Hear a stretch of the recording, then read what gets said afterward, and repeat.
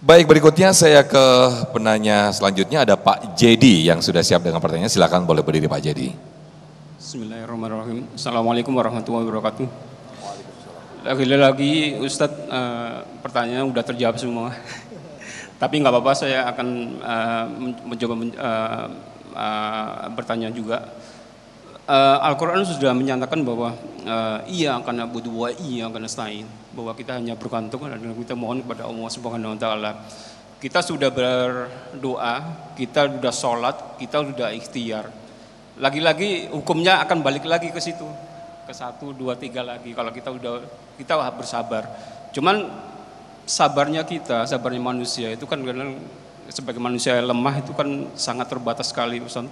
Kapan ya Allah doa saya terkabul? Kapan ya Allah doa saya terkabul? Kapan utang-utang saya lunas dan sebagainya?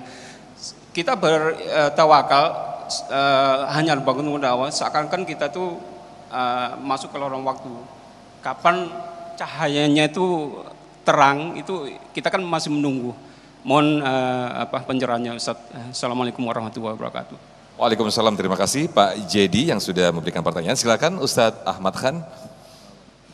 Bicara masalah tawakal kepada Allah Subhanahu wa taala, terkadang banyak di antara kita yang sudah meminta kepada Allah, berdoa kepada Allah, akan tetapi belum Allah kabulkan.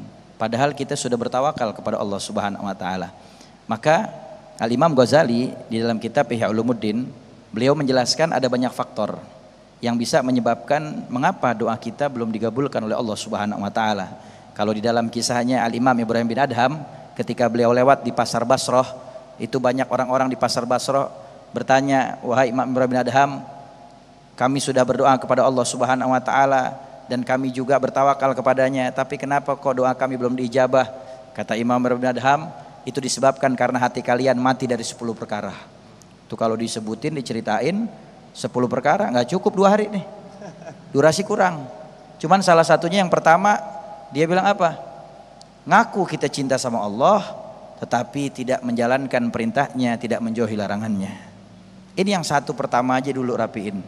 Bahkan kalau kita lihat lagi di dalam satu hadis yang diriwayatkan oleh Al-Imam Baihaqi di dalam kitab Mukhtasar Hadis Nabawiyah wal Hikam al-Muhammadiyah, itu Nabi mengatakan, innal abda la yuhramu rizqa bidzambin yusibu alaih. Seorang hamba Allah Subhanahu wa taala itu bisa terhalang untuk mendapatkan rezeki. Nah, permohonan yang kita minta kepada Allah kan bagian dari rezeki. Di saat kita bisa berdoa kepada Allah saja itu udah rezeki. Jangan pakai ditanyain kapan dikabulnya.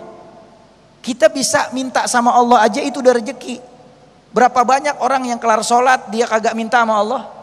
Padahal di dalam kitab Tanqihul Qaul Al-Hasis karangan Imam Nawawi di dalam bab keutamaan berdoa, itu dikatakan oleh Rasulullah, tarkud doa maksiyah. Orang yang meninggalkan berdoa kepada Allah Subhanahu wa taala, nggak mau meminta kepada Allah, dikategorikan maksiat.